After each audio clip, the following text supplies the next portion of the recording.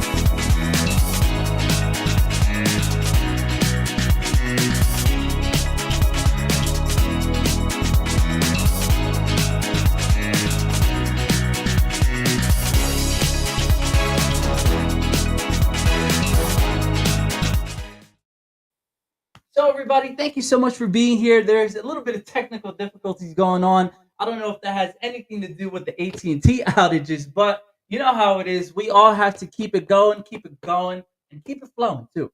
So, thank you so much for watching here, whether you're watching live or on the replay. And I'm telling you, Michael Fisher's story is absolutely incredible. He is a living legend, and he's been in this industry and pioneering the industry ever since before I was even born. Not trying to give away anybody's age or anything, but just to show you the experience that he has and all the gold nuggets that he's ready to provide us today on Weekly Dose of Dano TV. So, everybody, just wanted to talk to you about a few things before we get started. Number one, if you notice the shirt, this is Wims Brewing, and they are in Acco, New Jersey. And if you remember, I actually did my show live at their brewery, and it was absolutely amazing talking with Dorian Saunders, who is the owner and operator of Wims Brewing. So I just wanted to give him his shout out and say thank you for this great shirt. I actually found it the other day. I was like, what the heck?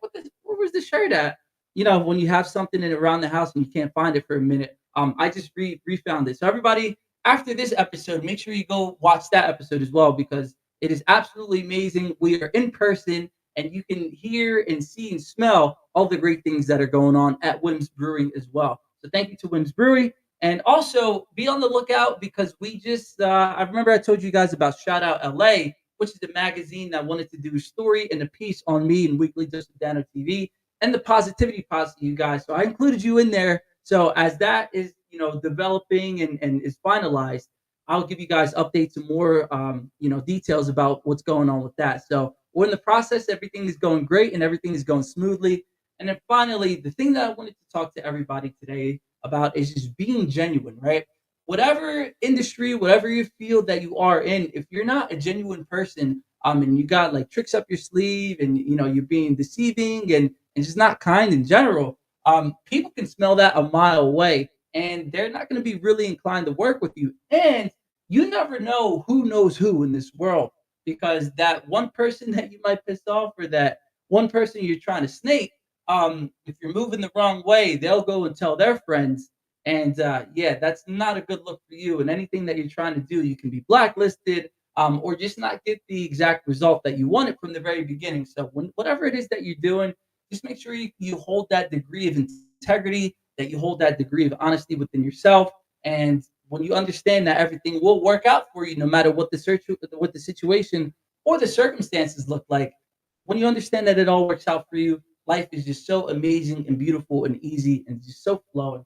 And even in the times that we may not think that it's that way, because we're facing so many challenges, whether they're relationships or health challenges or whatever it may be, it's all working out for us. But we all have to believe in our core, that everything that we're doing is really for our greatest and highest good, and that's when the magic starts to happen. So everybody, thank you for being here. I see some of the members of the Positivity Posse dropping it. Thank you, Lou, for dropping that. We have Jeanette right here. Hello, beautiful souls. And then last one is Lou again, lighting it up in the chat. And he says, let's go. Let's go is right. Because Michael Fisher's, man, I just can't wait to get started with this episode. Very excited.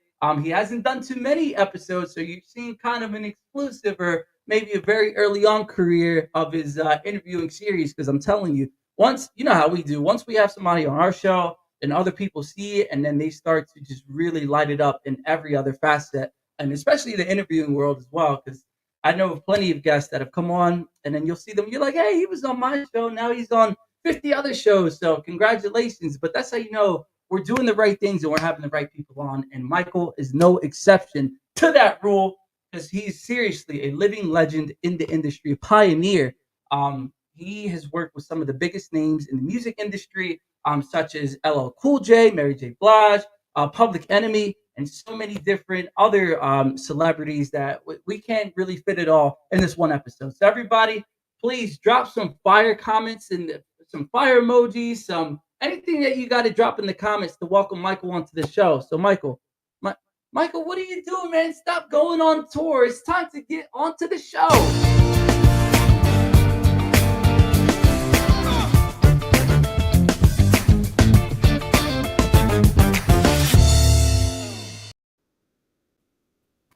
Hey, I don't know what's going on today, but Michael, how you doing today? I'm fine, but I was watching your intro trailer and your speech. I think you're a lot more interesting than I am, to tell you the truth. It sounds good. And, the principles that you've just enunciated is exactly what you have to live by if you want to be successful. So I guess I can sign off. Yeah, there it is, everybody. That's the show for today. Thank you for joining us. No, I'm just kidding. See you later. Michael, man, we really got to dive deep into it. I appreciate your kind words. But you have really a ton of experience.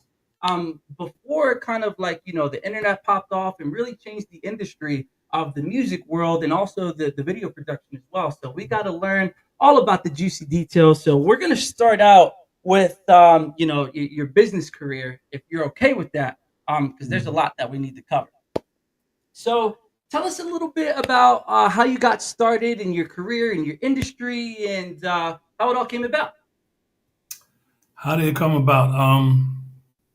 Well, I'm from New York and Harlem, New York, and I'm also from Germany. My mother was German. My father's from Harlem. So after I graduated from college, I went to Germany to go to law school. But I was not a German citizen. Now I am. I'm a dual citizen, American and German. I'm an American with a German passport. It's like, so so I went to law school over there, but I wasn't allowed to work. So I had to figure out. I was on a student visa, so I had to figure out how to feed myself. And I eventually decided on throwing parties in the university dining hall, which I did, and I did a variety show type thing. And by the way, to drop my first name, one of the women that was in that variety show was a young lady from Kenya that went to school to university in Heidelberg, Germany as well. And her name was Auma. So she was on stage. She was, playing a clown. And it turned out to be many years later that she was President Obama's sister, Uma Obama. Yeah. What? So yeah, it's a beautiful woman at the time, still is. So yeah, so that's the first name I'm going to drop. Now I never worked with LL Cool J, by the way. That's a misunderstanding. But I knew his whole crew, so because I dealt with Def Jam. In any case, so these shows, these parties, allowed me to make a little bit of money. Then other people saw what I was doing, and they started putting on shows. I'm like, I got to come up with something to compete. And I decided to bring in some hip hop artists from the states because hip hop was growing. This is like the early '80s. Um, so, but in order to bring someone over, I couldn't just bring them over for one show. So I called up other people that I knew around Germany and say, listen, if I bring this artist, would you chip in? And they're like, okay, yeah, yeah, yeah, yeah. So one of the first artists we brought over was Curtis Blow. We arranged a whole tour, and I didn't even know that at the time. We basically set up a concert company. I didn't know that, concert tour company. And before we knew it, we were bringing in. I started having staff, and it got bigger and bigger. And I was doing my law school stuff, but at the same time, I was doing that and making some money. And all of a sudden, we had an office in New York and an office in London, and just got bigger and bigger. Yeah, But and yes, I want to talk to you or ask you a question about that. When you were talking about bringing in other staff members, because I know a big key to your success is that you hire other companies and other people to help you, whether it's in the area that you're in or just all around the world. And I know when it comes to entrepreneurs and people that run their own businesses, they kind of have that fear of letting other people in on their company because they're fearful that they might get screwed over or they're not the right person for the job. So did you ever have that fear of letting other people into your company? And if you did, how did you overcome kind of like that limiting mindset? no, I never really had that fear. What the way I used to do it, and is that you never know how somebody works until they work. You know, so people generally talk a good game, and you can observe what they do, and then what you do is you bring them in conditionally, and you see how they work. And if they end up not working too well, you have a good talk with them and say, listen, we gotta go. Some people try to cheat you, which actually I just found out 30 years later that somebody kept taking money from our company. I just found out, it's like, I mean, hundreds of thousands. So Wow. you never know, you know. But Yeah. if you don't, you got to take risks. You take a risk when you get out the door and cross the street. And you never know whether the sky falls on your head or the car comes through. But what I'm saying. So you got to take risks, in life. In fact, the biggest risk is not taking a risk. Well, I tell you, he was full of the golden nuggets, and that's so important too. Thank you for sharing that because I always say something similar to that is the price that you pay and the pain that you experience from staying wherever you are. That's much more than going out there and making a way for yourself and actually chasing your dreams. Because while you're going and you're chasing your dreams, yes, you're going to face obstacles. You're going to face not happy times, but that the reward is going to be so great. So that's why it keeps you going. But like you said, if you're not taking that risk at all, then you're just the type of life that you're destined to live because nothing's going to change if you don't change. So thank you so much for sharing that. We really appreciate that. Everybody, I hope you wrote that down and you're taking that with you. But we want to talk about kind of what's going on in today's world, and we appreciate your experience and your expertise. And I wanted to share something with you. So when it comes to the topic of technology and AI, things have been kind of rapidly expanding. So I want to share one picture with everybody. Michael, you probably know this since you are in the entertainment industry and you got to keep up with these things. But the NBA has recently come out with this technology that you can put on, your Oculus, or you can put on, they got the new Apple Vision goggles now. And as you see right here, you can actually be, virtually in that whatever, this one's the NBA, but there was also the Travis Scott concert. And sorry, let me just bring you back on. I don't know why I took you out. Like I said, this is acting funky. But with Fortnite and Travis Scott, they had a concert back in 2020, and 45 million people actually viewed that concert. So I don't know why this is. Oh, here it is. Let's see if that works. Yes, that makes more sense. So, can you talk about that? Like, do you think that there will be ever a point in time that people will stop going to concerts, or is just like the ambiance and energy of a concert like a forever thing? That's a very, very good point, and we've addressed that in our company, and we've addressed it already a long time ago. So, are you, I don't know whether you're old enough to remember Napster when Napster came out. You Yep. do? Okay. Because Yeah, yeah. you could look kind of like you're 18 or something like that. So I don't know. No, 27. I mean, Napster was the one with it was the blue logo with like the cat on it, right? Yeah. Well. Yeah. It's the first real file sharing, music file sharing enterprise. And it turned out to be illegal, but uh, I had been in the concert business for quite a while, and the way the music business worked at the time was that the record companies were on top of everything. They were like the top tier in the music business, right? And they they put out the artists, they promoted the artists, and then concert promoters were as one executive told me one time, oh God, hangers on, right? It wasn't exactly correct. But in any case, when Napster came out, I said, what's going to happen now is that the record companies are going to lose all their power, and the power is going to go back to the concert promoters. That's where artists are going to make money. And that's exactly what happened. Technology changed the entire paradigm of the music business. So now you have a situation where, you have Universal Records, that's important. You have Spotify and all that stuff. But the person that's the most powerful one in the music business is a guy named Mike Rapino, who runs a company called Live Nation. And then, of course, there's Anschutz Entertainment, these big conglomerates. And then there's another one out of Germany called CTS Eventim, one guy by the name Schulenberg. And, they've become the bread and butter for musical artists. Now, in I do festivals, right? More so than tours these days.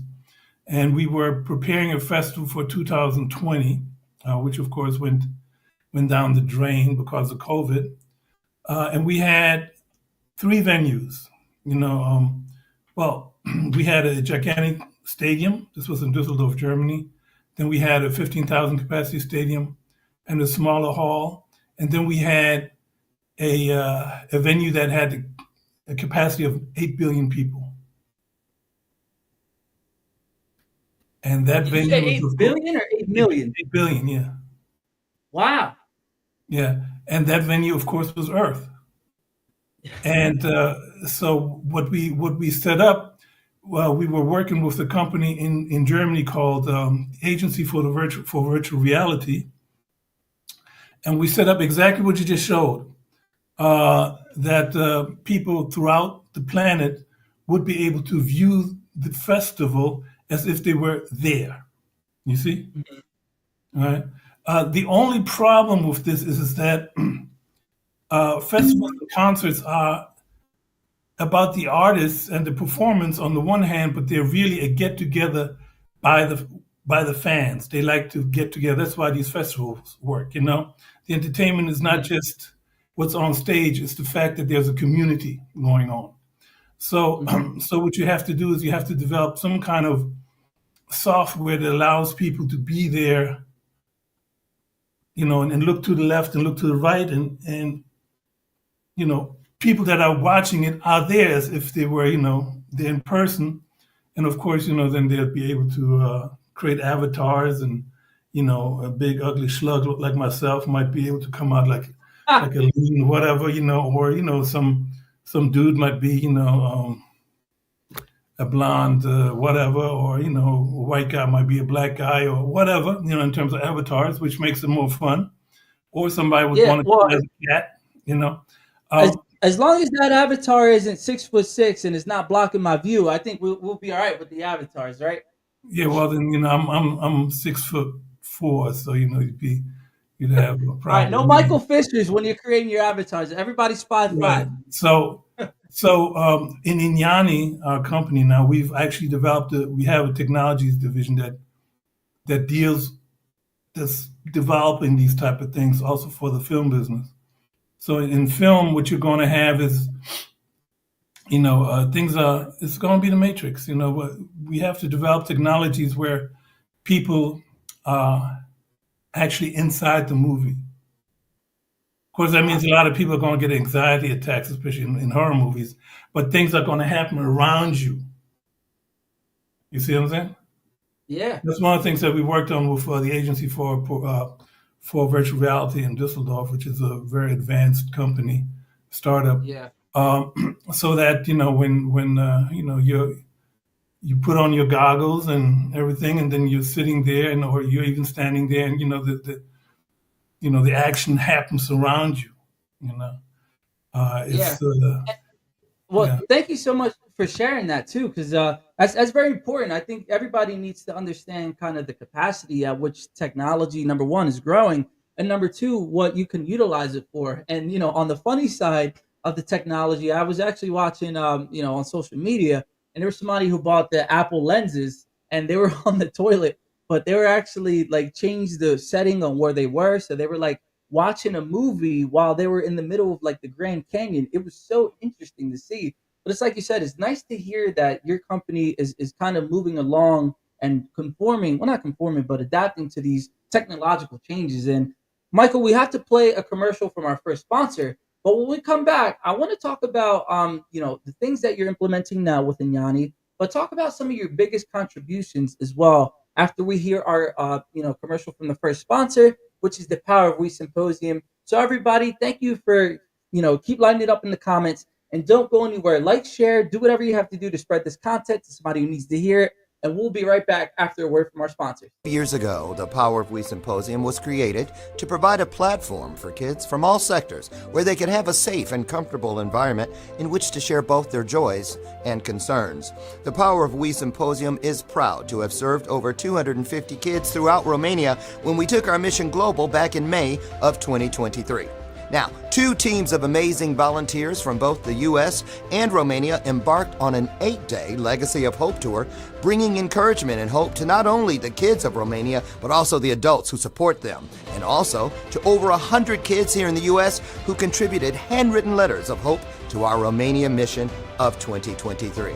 Now, this year, we are proud to provide this opportunity yet again in October, and we are super excited to up our game. New venue, 750 kids this time, and we want to see you there.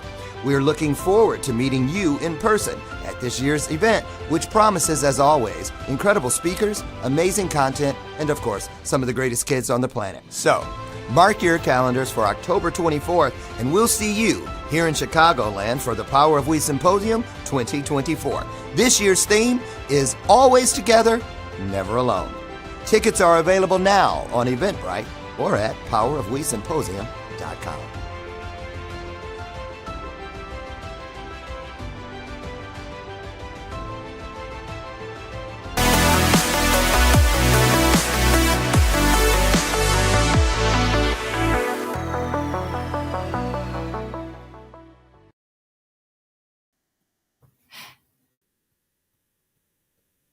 All right.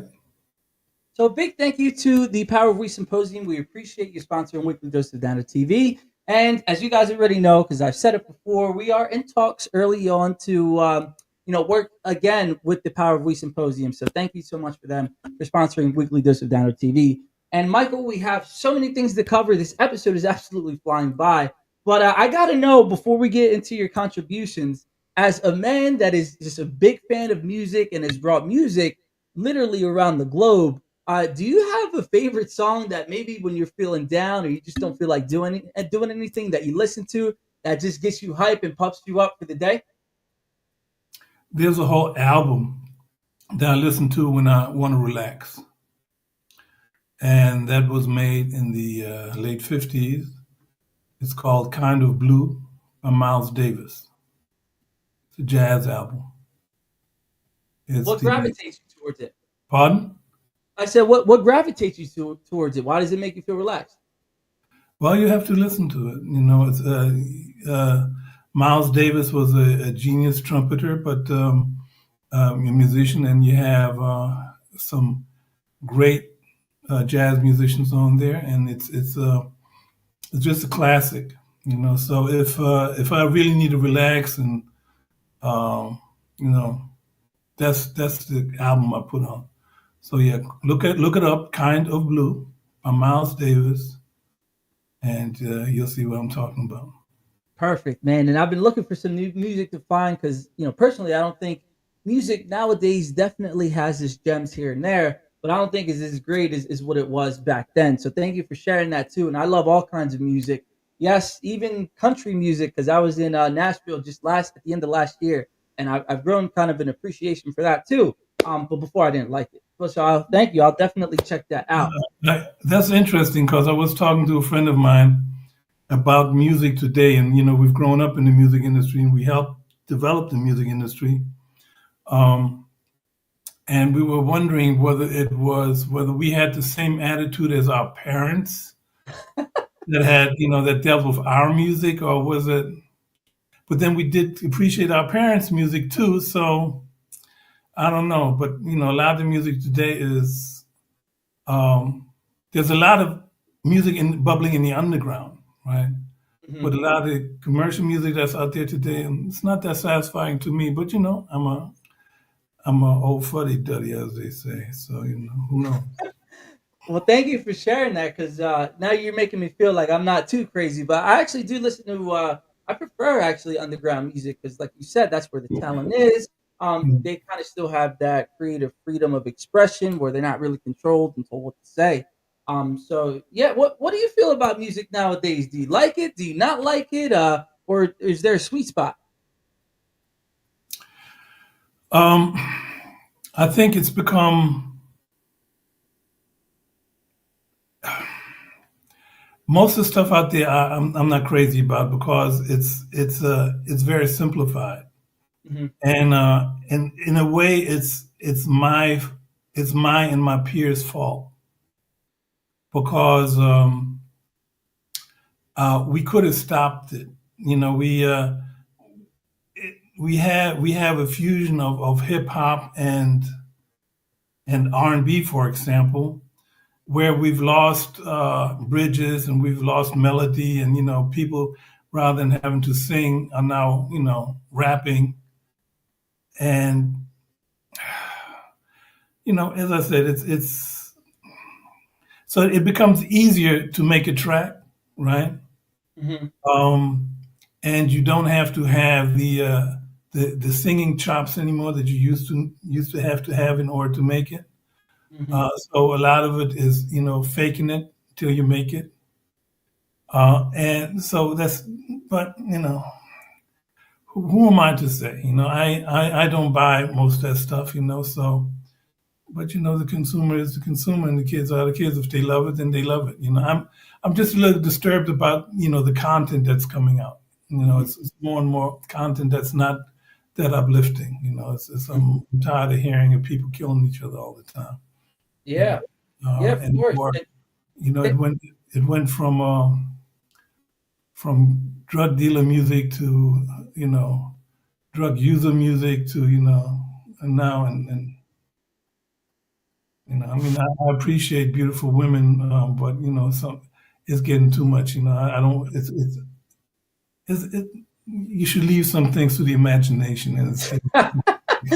Yeah, no, seriously. And the first thing that you just said in that answer, let me tell you, that kind of just threw me off because you just said that, it's kind of our fault and just that kind of accountability. Like I've never heard that before from the older generation. So thank you. Not saying that you're part of that, but that really kind of just blew me away because yeah, a lot of people don't think they think that it's all the younger generation's fault. And it's just nice to hear that because that you kind of have the degree of honesty and I just love that. So thank you for saying that. That takes a really, strong and big man to be able to do that. I haven't Mhm. heard that at all. So thank you. You just blew Well, me away with well, that.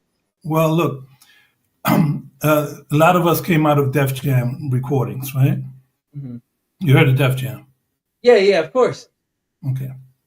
So if you if you look at a lot of the music that comes out these days, let's say by a company called 360 Entertainment, right? Hmm. And you look who runs 360 Entertainment, you find a direct line back to Def Jam. Hmm. So a lot of the things that are being put out or had been put out by my peers, people that I used to work with together at Def Jam or Uptown Records, et cetera, et cetera. So we could have said to our peers, don't do that stuff.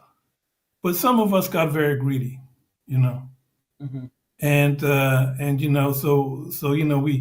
we had the choice of continuing to push groups like Public Enemy on the rap end, or Poor Righteous Teachers or others, and or to push groups like NWA, who had their positive sides, but and more gangster stuff, et cetera, et cetera. But some of us didn't, and those that went ahead and pushed the other stuff, we could have said, I could have stepped to these particular people that we're doing and say, yo, don't do this stuff no more.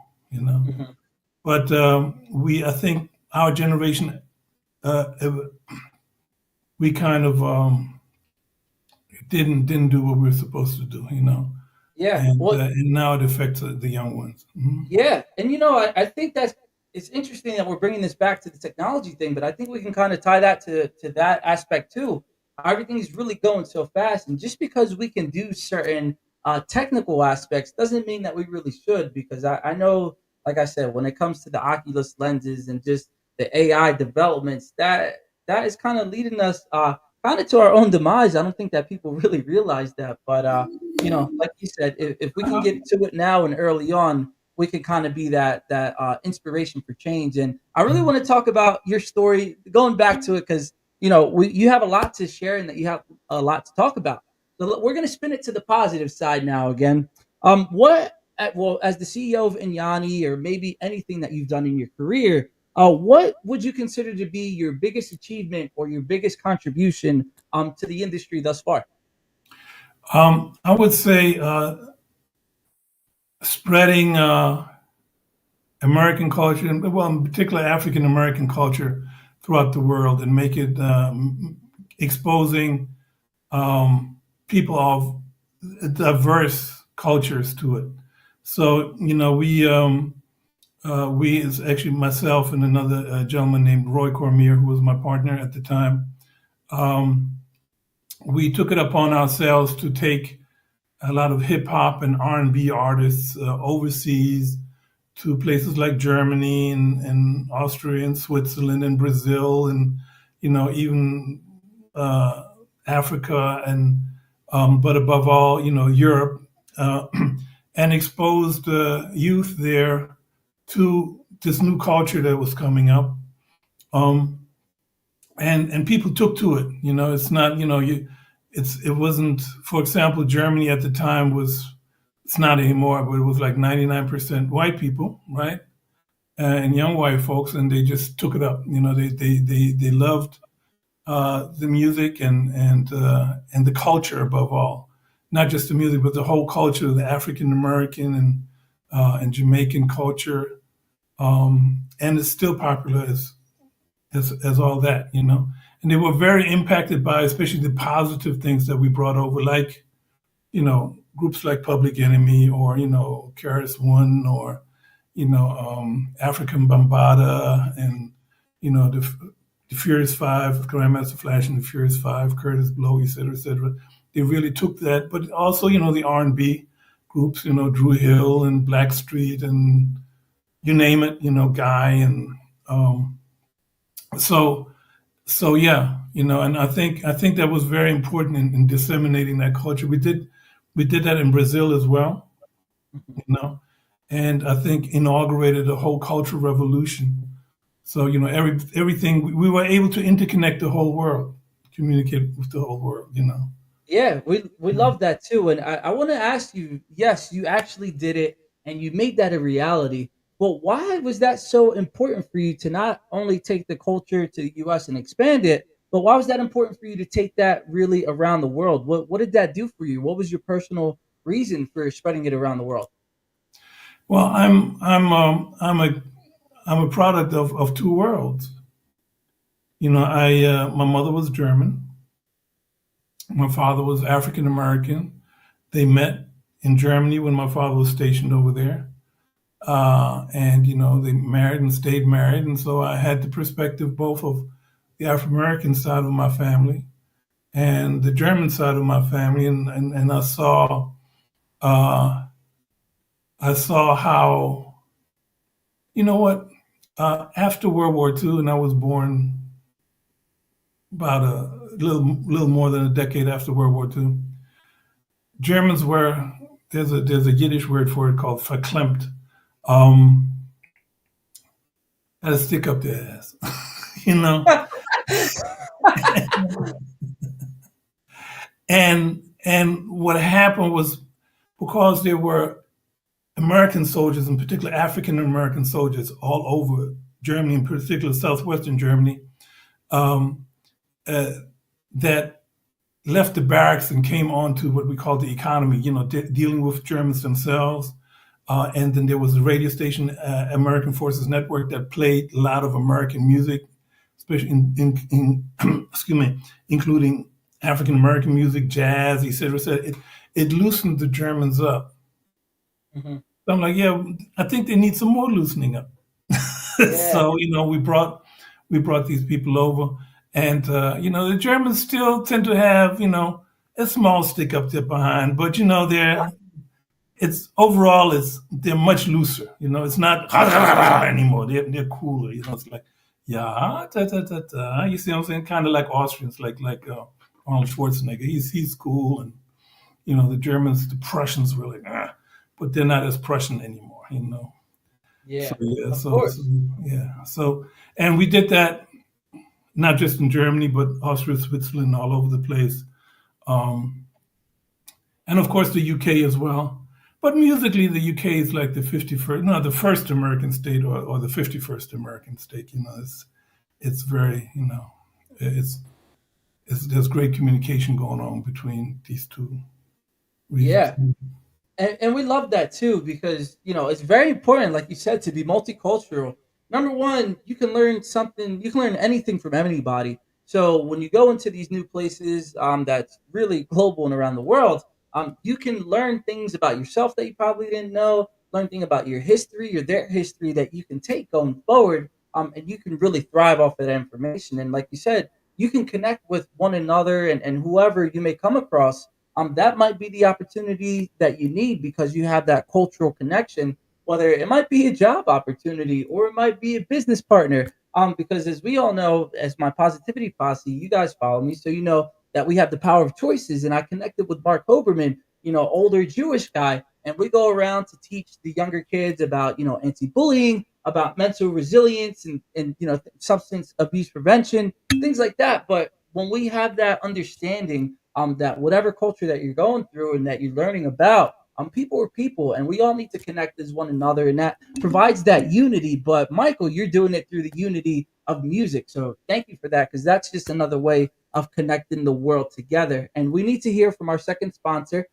So after we come right back from our second sponsor, I want to talk about kind of your vision for Inyani, to learn a little bit more about what Inyani is, and I want to hear your experience if you kind of have that eye, of looking for fresh talent and if you've had that experience. So we're going to hear a word from our second sponsors. Everybody in the Positivity Posse, please keep lighting it up in the comment section. You guys are doing absolutely amazing. And we'll be right back after a word from our sponsors. As a voice, we all need to stand up,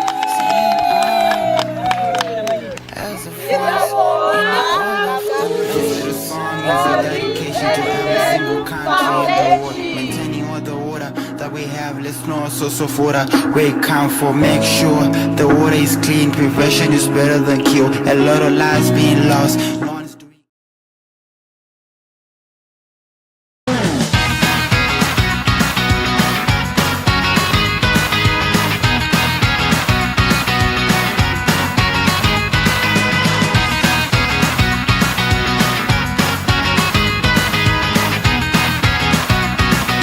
Flexible is about keeping our families together.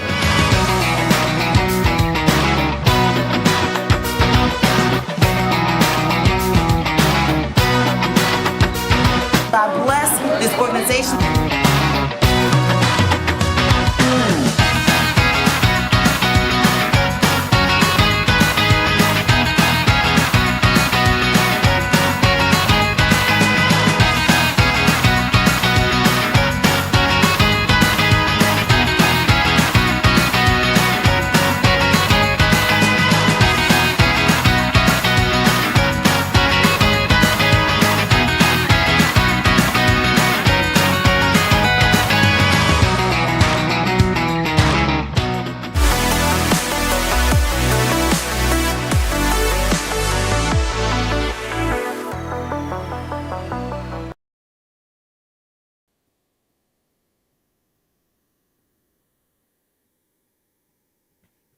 So, like, I think we're back. Yeah, we're back. And this, and I don't know what's going on with the internet or the commercials, but at any rate, thank you so much, everybody, for sticking with us on Weekly Dose of Dano TV. You just heard from two of our sponsors, JB Dundalo Foundation, where we provide clean water to everybody across the world.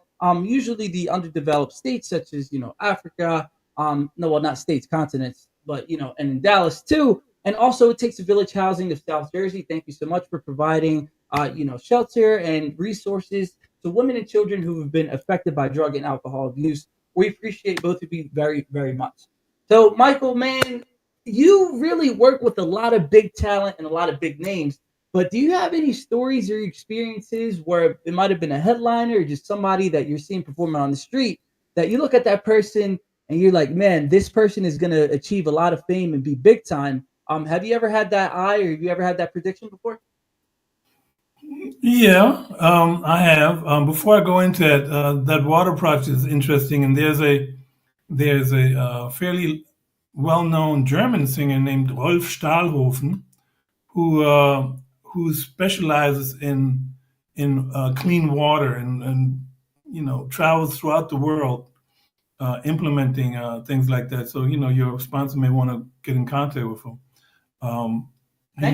He also used to be our tour manager in the very, very beginning, but now he's become a big star. So, sometimes he remembers who I am, but sometimes he doesn't, Okay.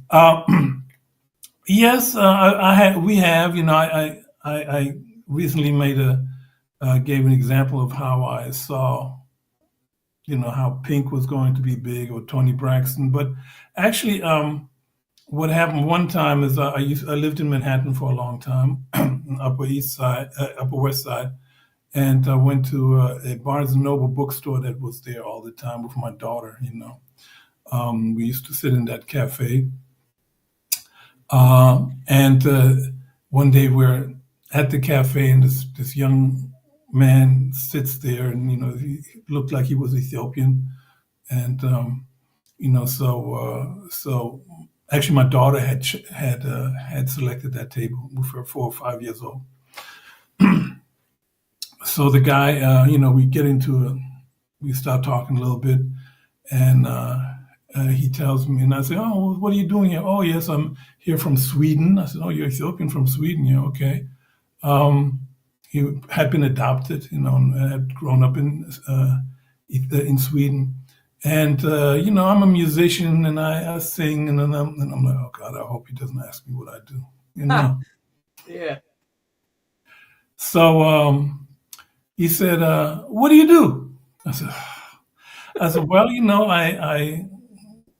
I help run a record company. I'm a concert promoter, and oh, I got a demo. Can you listen to it? And I'm like, yeah, sure. He had a tape, and so and I guess at the time this is during the time of tape recorders, so it's you still had Sony Walkman or whatever. So I listened to it, and I'm like, whoa, I was blown away, right? And we had just moved into a no office on 8th Avenue. I'm like, yo, come on. I said, what? I said, gotta listen to this. We went down to the Wiz or whatever it was, bought a big stereo system. I had him help me take it to the office, the empty office, put that thing in there. I'm like, yo, this is dope. So, I got him a budget. I paid out of my pocket a budget for about $10,000 to put some demos together. And then we signed him to a record company to a major deal. And, did a major record. It was a beautiful record. Unfortunately, we had some difficulties with the record company, so it didn't come out. But he went back to Sweden and became a major star in Sweden. The guy's name is Daniel Lemma. He won the equivalent of a Grammy in Sweden. Wow. So I do. I said that once before. I have a uncanny ability to kind of identify who's going to be a great star, so That's beautiful. So everybody out there, the lesson is always ask somebody what they do and bother them while they're in the Barnes and Nobles, right? it doesn't always work, but yeah.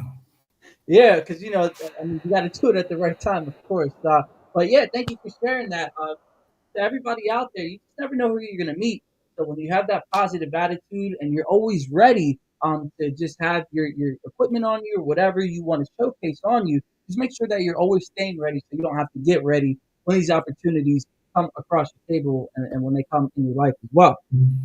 So I really want to talk about something that's been popping up more and more recently, which is not really a good thing. But Michael, I think you kind of have to why these things happen. So I want to talk about the idea or what's been going on about show cancellations.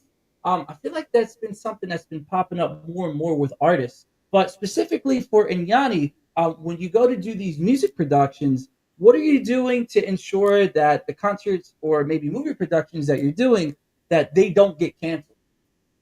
And not canceled. Let me clarify. Not canceled as in like the new society storms like, oh, that person's canceled. I meant like the show's canceled or like rescheduled.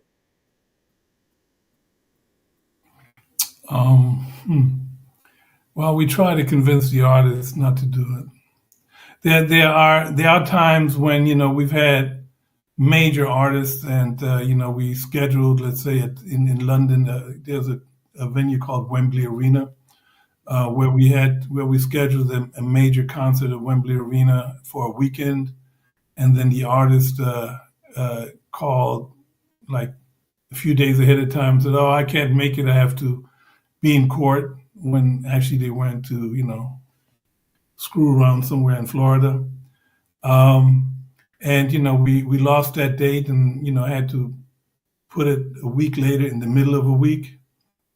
But it ended up costing the artist like $500,000. So or we had a situation with a major female singer who canceled half the tour that they had been paid for. 2 weeks before the tour happened, and then when they were supposed to perform also at Wembley Arena, refused to go on stage unless we forgave them the monies that they owed us, And of course, if we had said, well, we're not going to work anything out, then we would have had a riot of 12,000 people, So, so there are some of these things, but you got to deal with them, and they have to come around and do this. But it's not. If artists keep doing that, it's not a good thing for them because eventually the audience is going to say, when am I going to, take that insult again and again? Mhm. There's a major African American female artist that that wants to show up 3-4 hours late and then tells people, well, you should be happy that I show up at all, I know and exactly what you're talking about. and, and that that's not cool. But Yeah. overall, I find that most of the time we can persuade them to show up the way they're supposed to show up. Yeah, of course. And Mhm. if you have an agreement with somebody, you got to do everything that you can to honor that agreement. And going back to what you said, it wasn't the same artist, but there was a artist that's really, really big right now. I was overhearing the conversation, and they said, "I'll never buy a ticket for this artist again because they actually postponed their date, and they actually have like this made up beef with them." They said, "I'll never support their future projects because of what they did." And she literally said, "I have beef with her now." Well, obviously, the artist doesn't know she exists. But when you treat people like that, it's like you said, they're not going to be rocking with you, and you can see the relationships. And for this instance, your pockets start to dwindle a little bit because you're not doing everything that you can. So, Michael, please tell us more. What is Inyani all about? What does the name even mean? And give us a brief description of what Inyani is. Okay, Inyani is a word that is used in the Isisi language. Isisi is a language of a nationality in South Africa. Okay, well, Xhosa people, Xhosa, they have click sounds when they pronounce. So I'm trying to pronounce it the way they do, but of course I can't. And it means truth. Okay, and is a beautiful name. So we asked. I asked a friend of mine, actually former girlfriend that was from South Africa, and I asked her, "What does this mean?" She said, "Truth." I said, "Oh, this is great." So we took it on. Inyani is a film at its core. It's a filmed entertainment production company. As there are many hundreds of them. However, what makes us stand out is that we're not localized. We have an international genesis from the very beginning. So what we do is we understand, again, given our backgrounds, we understand that yes, there are cultural silos in every country. Has it's like lives in a silo kind of culturally, but there are so many interconnections that allow people to appreciate everyone else's culture that you can develop filmed entertainment that is both commercially viable, very popular, and speaks to everyone in their locale, especially when you address issues in their locale. So that's what we tend to do. Uh, so the most important thing is to find great stories, and those stories you cannot necessarily find in Hollywood anymore, because it appears that a lot of people in Hollywood rewrite old movies. Yeah, So what everything's you recycled. have is if you go on streamers or stuff like that, you see the same old movies. The same movie you saw in red, you next will see in green, and then you'll see in yellow, and you'll see in black, and you know what I'm saying? It's Yeah, it's in the first 5-10 minutes how it's going to end. Because it's always the same scheme and this, and I think that's because a lot of people don't bring in their life experiences anymore like they used to when after the Second World War, and even before the Second World War, we had a lot of people fleeing from Europe, fleeing the Nazis from Europe, creative people that came here and infused Hollywood with their life experiences. Billy Wilder and all these people, and that made for a very vibrant Hollywood movie scene. And I think we're kind of lacking that. So, so we're trying to, we're mining stories from all over the world, mhm, you know, and see yeah, what is interesting and what we can put on there. And a lot of it is based on real events, but we fictionalize them. We yeah. have some great writers, so that's what It's, we it's do there. it's nice Um, that you can have that breath of fresh air to bring some new and customized movies to the big screen.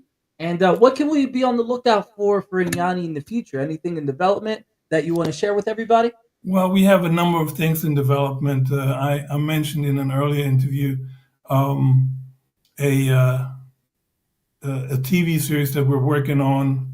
We're working on some Jason Bourne, James Bond type things right now that uh, some of the streamers have asked us to look at, and we're talking to them about it. Um, Interestingly, they contacted us, so it's so that's good for a 2.5-year-old company, which is big budget type situation. But we're also working on a TV show that's based on the adventures of the first president of Def Jam Records, Wow. artist management. And that person is a woman named Nana Carmen Ashurst. She came to Def Jam and became the as the assistant to the publicist, a guy named Bill Adler.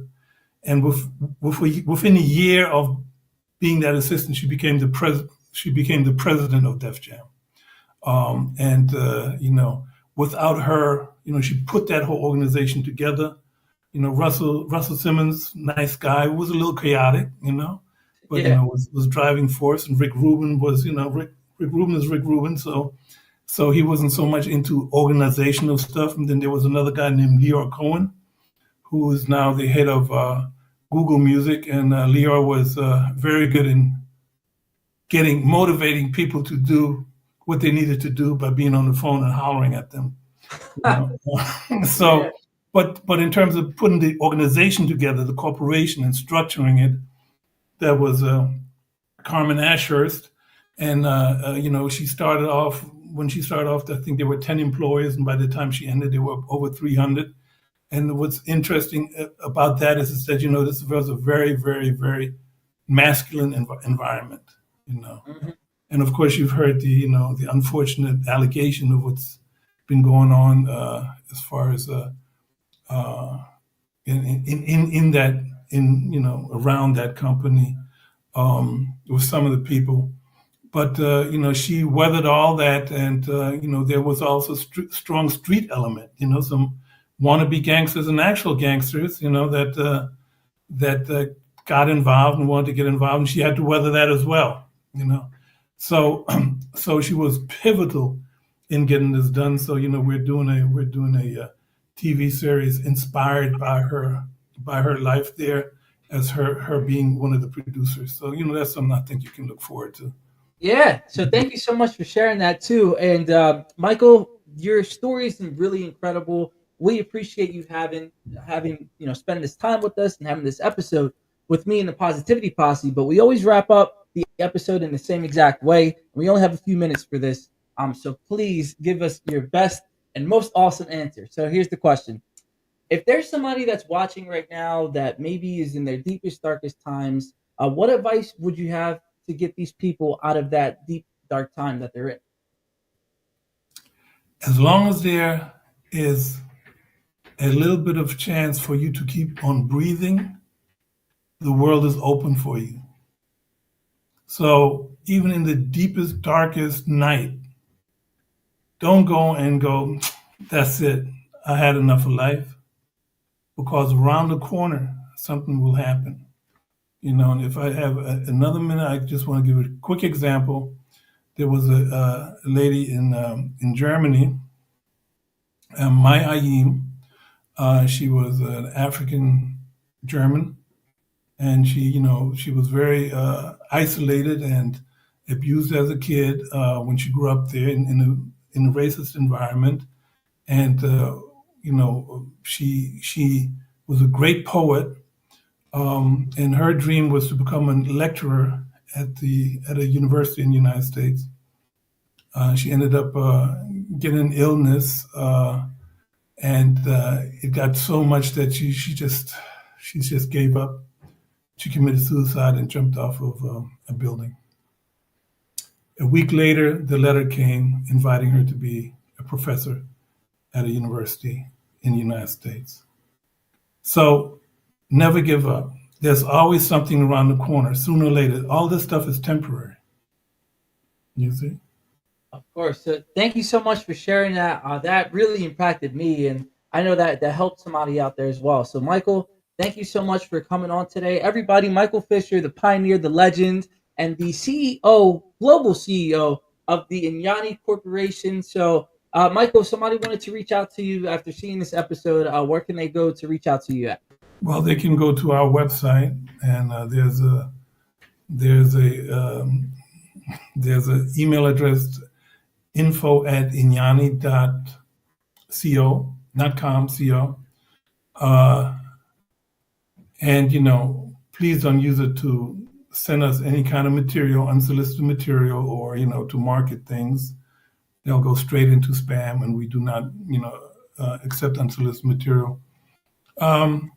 But you can look at the website and see a little bit about what we're doing, and if it's something that that's really interesting, we'll respond. But please do not send us any unsolicited materials, ideas, none of that. We don't open up those emails. You know. Yeah, of course. Well, thank you so much again for coming on today, sharing that. Sharing a lot about your story, about your journey. I know that myself and the Positivity Posse, we learned a lot about what it takes to be successful and what it takes to just keep pushing through with your story and their own story as well. So, everybody that's watching right now, thank you so much for being here for this hour. I hope you learned a lot. Michael, thank you so much for coming on today. Don't go anywhere just yet because I want to hear more information about connecting that guy, like you said earlier, the German famous singer. But to my Positivity Posse, please go into this weekend and understand that great things around right around the corner. Like Michael said, you never know when that great thing is going to happen. So always live with that anticipation and that excitement that all of your dreams really are right around the corner. They will come true because we never know when it can happen. It can happen 5 minutes from now, 5 hours from now, or 5 days from now. But at any rate, just have that hope and belief that it is all working out for you. And so thank you so much for everybody for dropping this. Lou says right here, great message. So thank you, Michael, for dropping that. And everybody, have a great, safe weekend. And we will see you next week for another episode of Weekly Dose of Dano TV. Peace, everybody. Thank you, Michael.